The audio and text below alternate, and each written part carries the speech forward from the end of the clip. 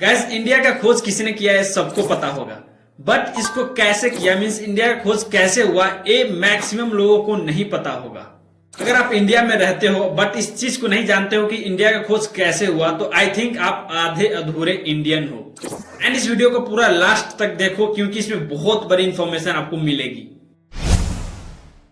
दोस्तों इंडिया का खोज एक सी रूट से हुआ था। मीन्स सी रूट कहने का मतलब एक समुद्री रास्ते से हुआ था। एक्चुअली एक यूरोपियन कंट्री है जिसका नाम है पुर्तगाल। यस, तो वहां से एक शिप चली जिसमें बहुत सारे एक्सप्लोरर थे बट उसका हेड कर रहे थे वास्को डी गामा। जो इंडिया का खोज किया है वास्को डी गामा, तो उस पूरे शिप का लीडर थे वास्को डी गामा।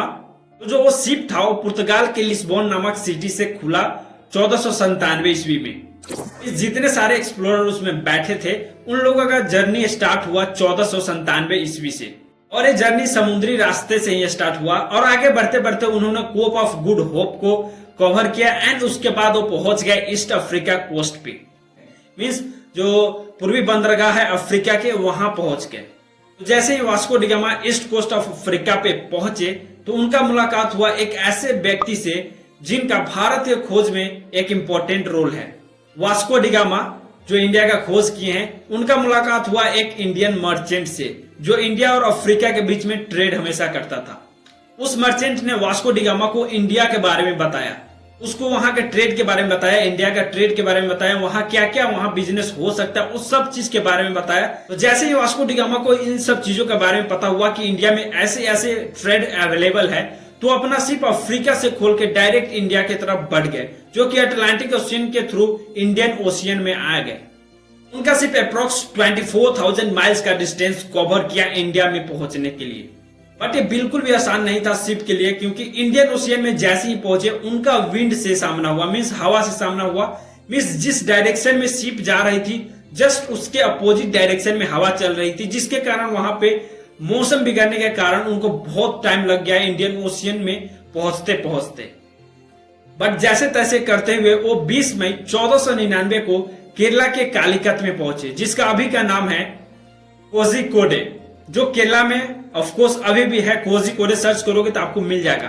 तो वास्को डी गामा ने सबसे पहला फुट केरला में रखा था, वो भी कालीकत में, जहां एक बंदरगाह है, शिप बंदरगाह, जहां से ट्रेड होती थी। अब यहां से मेन बात होती है कि वास्को डी गामा इंडिया में आ तो गए बट उनका मोटिव क्या था? क्या उनका मोटिव सिर्फ इंडिया को सर्च करने के बारे में था या फिर कुछ और था? तो ऑफ कोर्स मोटिव कुछ और ही था, क्योंकि जो वास्को डी गामा यहाँ आए थे उस इंडिया का डिस्कवरी करने नहीं बल्कि यहाँ से ट्रेड अपनाने आए थे। मीन्स इंडिया और यूरोप के बीच में ट्रेड बढ़ाने आए थे, व्यापार बढ़ाने आए थे। वो भी किस चीज का? तो मसाले का व्यापार, क्योंकि उस समय इंडिया में मसाले का व्यापार बहुत ज्यादा होता था, जिसे हम स्पाइसेस कहते हैं। एक्चुअली उस टाइम में मीन्स 14th से 15th सेंचुरी के बीच में इंडिया में मसाले की जो बिजनेस थी, ट्रेड थी, नंबर 1 थी पूरे वर्ल्ड में। तो वास्को डी गामा भी चाहते थे कि यहाँ की मसाला लेके वो यूरोपियन कंट्री में सेल करे एंड पुर्तगाल में मोस्टली वो सेल करे।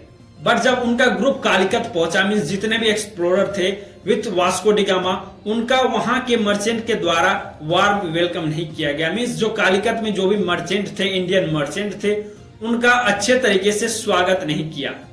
जो इंडियन मर्चेंट थे कालीकत में अवेलेबल, जो वहां से ट्रेड करते थे, वो पुर्तगीज लोग को देखकर बिल्कुल ही खुश नहीं हुए, बिल्कुल नाराज हो गए और गुस्से में थे, जिसके कारण वहां एक हत्याकांड भी हुआ। और हत्याकांड कैसे हुआ?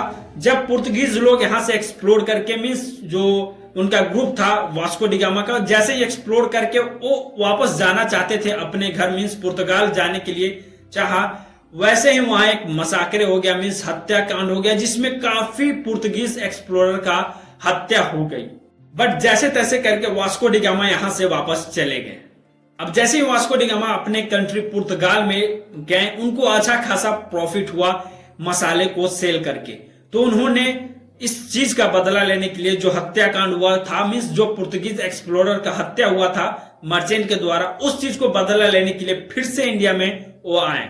और इस बार जो बदला था वो बदला कुछ अलग तरीके से ही वास्को डी गामा ने लिया, क्योंकि जितना भी मर्चेंट शिप था जो कि ट्रेड के लिए, व्यापार के लिए यूज किया जाता था यहां से वहां जाने के लिए, वास्को डी गामा उस पूरे शिप का, मीन जितना भी शिप था काउंटिंग करने के बाद, उस पूरे शिप का स्क्वाड्रन लीडर बन गए। मीन्स उनके अंडर में अब पूरा इंडियन मर्चेंट आ गया। इवन उनका पूरा इंडियन मर्चेंट का शिप भी उनके अंडर में आ गया। तो ये सबसे बड़ा बदला था वास्को डी गामा का कि पूरे इंडियन मर्चेंट को अपने काबू में रखना, अपने रूल के अंडर में रखना। और जैसे ही स्क्वाड्रन लीडर बन गए पूरे शिप का, उन्होंने शुरू किया अपना शासन, मीन्स पूरे इंडियन मर्चेंट पे शासन किया और इस चीज में वो पूरे तरीके से सफल भी रहे। He succeeded at much। Vasco da gamma के इतना बड़ा सक्सेस, वो भी इंडिया में, इसको देखते हुए जो पुर्तगाल के किंग थे उसने वास्को डी गामा को इंडिया का वाइसरॉय बना दिया।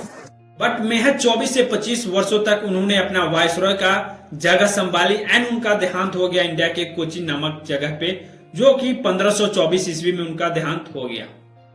तो यहां से वास्को डी गामा रूल खत्म हुआ उनके मरने के बाद। तो दोस्तों, इतने सारे किस्से होने के बाद भारत का खोज ऐसे हुआ था जो आज आप जान गए। बट ब्रिटिश रूल का इंडिया में आने के पीछे क्या कारण था, ये भी पुर्तगीज लोगों के ही वजह से ब्रिटिशर्स ने अपना पाव इंडिया में पसारा था। फॉर एग्जाम्पल आप देखो, जो ब्रिटिश है, यूनाइटेड किंगडम है, वो भी एक यूरोपियन कंट्री है एंड जो पुर्तगाल है वो भी एक यूरोपियन कंट्री है।